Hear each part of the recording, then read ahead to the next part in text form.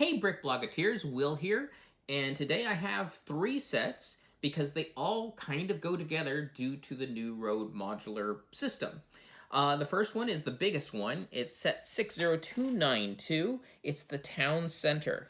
And here we actually get to see a charging station, a car wash, a couple of bins for recycling. One is for paper, one is for glass. Over here we have a business with a garden on top, a dojo, and then at the bottom, a pizzeria. And then off to the final corner of this sort of T-intersection is a little park scene, complete with a little bouncy ride for a baby.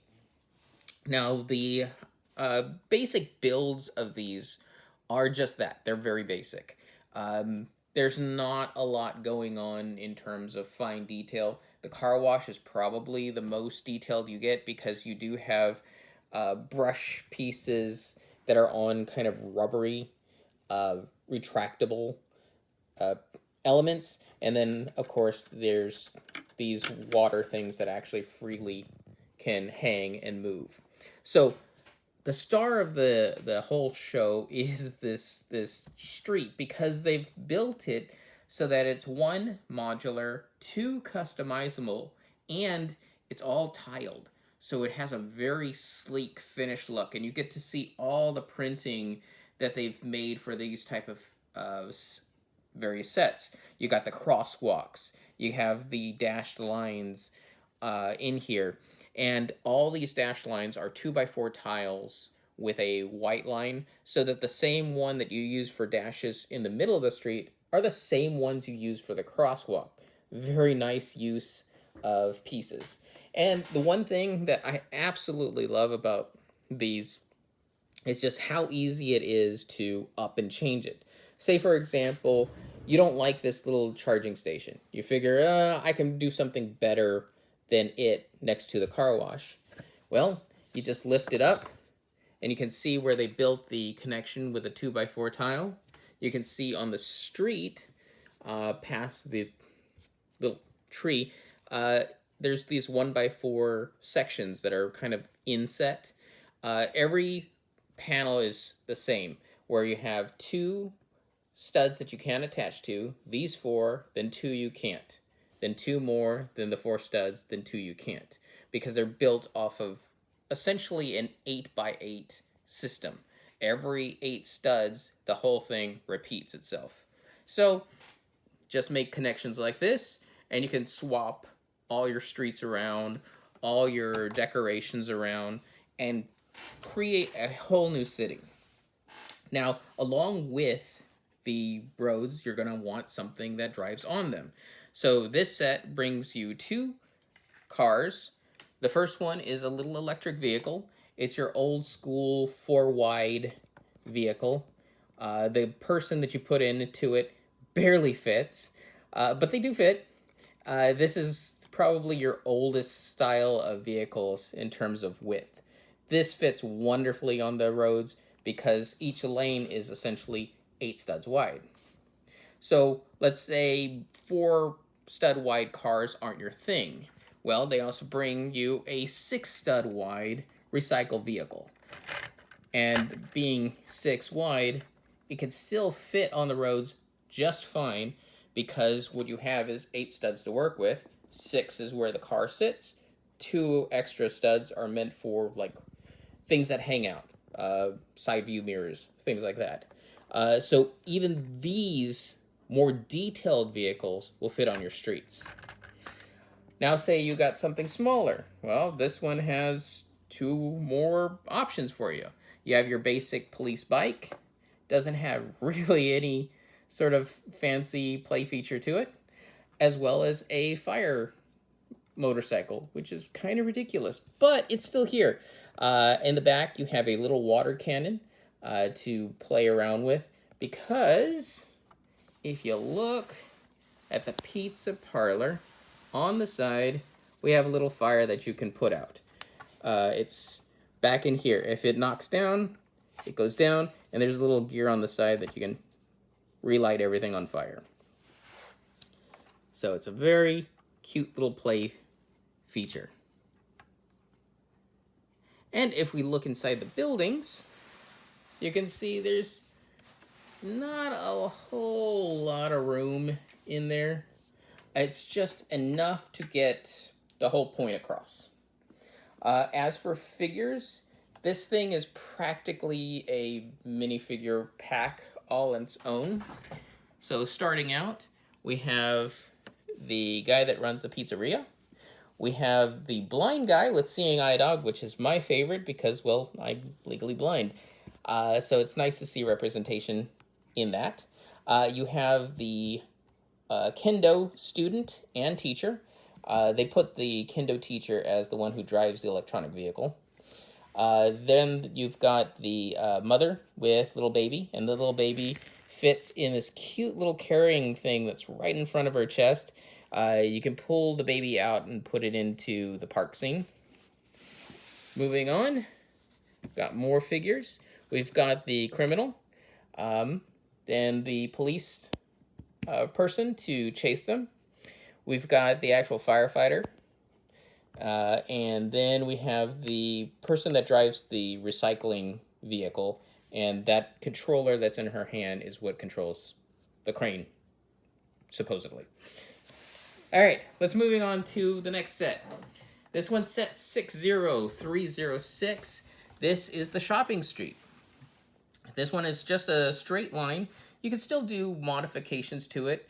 In fact, they even suggest like taking these ramps off, which is a really nice way to end the road when you don't have enough pieces to it, and then like put it out front and then maybe change one of these tiles to go in that direction so you have an L turn instead. But this is the first time we actually get to see the road being modified in a significant way. We have, again, the crosswalks make an appearance, but now we have speed bumps. And these are just basic slopes that are used to attach the various modules together. Additionally, on the side, they've actually built a blue lane for a bike lane. So that's also a nice way to modify, because as you saw with the bigger set, you didn't even see sidewalks. This is one way to show you that, yes, if you really want sidewalks, if you want bike lanes, if you want to expand width-wise, that's also possible. The buildings here are pretty cute. You got a sports store that sells bikes and biking gear. You have a little bakery that primarily prides itself on some pretzels, but you got some baked goods that are around. You also have an outdoor park area, and this was kind of funny. This whole thing is an outdoor exercise gym. So this is a chin-up bar, and this is a bar dip pull-up, so that you can work out while you're outside. And the funny thing I didn't mention in the first one is anytime they found like grass or a park, they managed to sneak in a tiny little piece for poo. So if you have your pets and you're walking them, you're going to find a little mess around the place. Another thing I didn't mention is the fact that a lot of these things are showing a very environmental bent. So we saw the charging station in the first one with electric vehicle. This one, we actually see up here in the street lights. If I turn them, you can see they have solar panels on the tops. And underneath, it's really neat. The 1x2 plate they use for the lights are actually glow-in-the-dark pieces. Now, since I have the thing around, you can actually see the inside of the buildings. Again, not much in terms of detail, but it's enough to get the job done, and it's really great for play. Speaking of play, you're going to want to put something on these roads, and we've got a couple of vehicles for that. We've got a sports car in yellow with black stripes. We've got a utility vehicle that has a cherry picking type thing to change out these. Here, let me show you the 1x2 plate on the solar panel. You have excess 1x2 panels in the back of this truck, so for when the utility person comes around to change them, they're ready to go. And both of those are more bigger style 6 wide vehicles. You also have a bike with a little carrier in front. And now we got the minifigures. So for the bike, on this side, we have the grandfather and grandchild. The grandson fits into the little basket area. Then moving on, you got the utility worker that she changes all the light bulbs out. You've got the worker that works the sports store and sells you all the bikes. You got the cool guy that rides the hot rod around. And then finally, you got the guy that works in the pretzel or baked goods store. So, good, detailed figs, good for playing. Now, if affordability is your problem, you can check out the family house. This is set 60291. You have a very basic, simple street. This is only a 16 module and an 8 module put together. And it's also been modified, just like what you saw with the shopping street, where they built in studs so that you could put these windshield pieces to act as street hockey goals. Because in the figs, we've got a father and son all geared up for street hockey. You got the mother and daughter. And one thing I liked about this, to give variety in heights, the son uses the short legs, the daughter uses the short movable legs, which are just a tiny bit taller than the short legs. So you actually do have a variety of heights in here. Now in the front yard, or side yard, you have the picnic table, you have the dog bath, and again you got the little poo snuck in there. They like their potty humor. On the second floor you have a bit of a grill so that you can cook your outdoor meals. Now this is a big house. It's 3 stories tall, but it's very abbreviated, which when I turn it around you'll see. But you do have the solar panels on the roof, again, to go with the environmental messaging of this whole town. You look inside. There is a charging station because this also has an electric vehicle. Actually you have to turn it 2 ways. So this is the first floor with the living room with a video game console and TV, little kitchenette area. Second floor you have the art room as well as a little bathroom area. And then the top floor is a smaller, shorter room, more of an attic bedroom. And speaking of vehicle, you have your electric, kind of an SUV shape, because it's very modern with its sleek looking windshield and design. I did put in the father's baseball hat and the son's hairpiece, which I can't get out.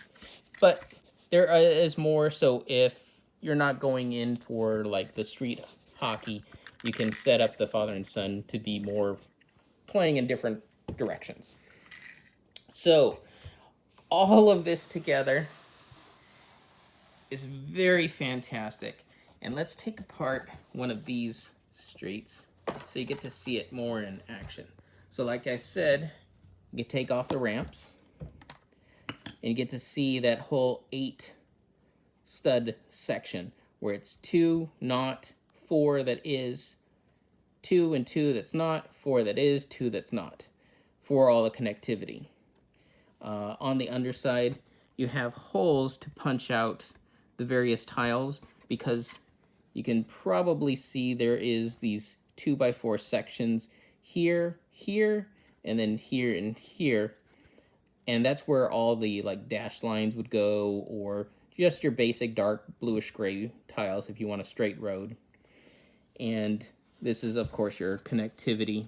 You can actually see how it connects into the basic plates. So if, say, what your goal is to create a street system for your modulars, you're going to have to go in one of 2 directions. Either rebuild your modulars and put them on plates instead of base plates, which might be a little bit expensive and a little bit hard because of where all the walls are in the modular buildings. You're not sure if you're going to mess up the structural integrity. What I would do is just take a loose base plate, stick it right by your street, stick the normal building on there, and by my math, your modular building will stick just half a plate above the road, giving you a cute little like curb to step down. That's probably the easiest way to do this. You want to use these because of how good they actually look. They're very, very slick. You don't have any rough lines. I've tried a fan design where you built bricks, turn them sideways, and you have all these lines and pieces. You don't have that. Plus, they were a little bit more fragile. I checked out the road tape. That didn't work well because you had problems with intersections. They were just straight lines. Plus, they weren't wide enough, I didn't feel. These ones can handle, like I said, the 4x wide and the 6x wide vehicles very nicely. And you do have ways to expand on it. Like, for example, where they built in these little features, or they did the speed bumps, or they added in on the side a bike lane. And they're really, really easy to take apart, which normally is very bad because then they'd fall apart. But in this case, it's ideal because it's very modular. I can easily now put it all back together. So if my goal was to transport something, I could just take apart my city, re-put it back together, no real muss or fuss about it, and it looks great. So I would definitely recommend taking a look at some of these. Unfortunately, the cheapest way to get the road plates is the $20 set, which is kind of hard to find. But as far as I know, all three of these are still available, which is a very hard thing to do these days, as you might know, because of how much shortages there are on Lego parts just in general. So that's how the town system is looking up. And normally I would have passed on this because, like I said, the whole builds of these things aren't that elaborate. I stick to modulars because I like that extra level of detail and challenge. But I was very surprised of how nostalgic I felt building these things out, even though they weren't super complex. I felt I was building a city. And these are the sets that I can imagine that if you're a kid now, you're going to have a ton of fun playing with this because there's so many stories you can build out with these sets. And 15, 20 years down the line, when you're an adult, you're going to look back, and these are the type of sets that are going to go for $300-400 because of how much fun you had playing with them. So I do recommend them. I think the most expensive one is this one for about $100. Other ones are around $80 and $60 respectively. Could be a little bit wrong. I did put it in the article as to the exact prices. So check them out. This is from the Lego City line with the new road modular plates.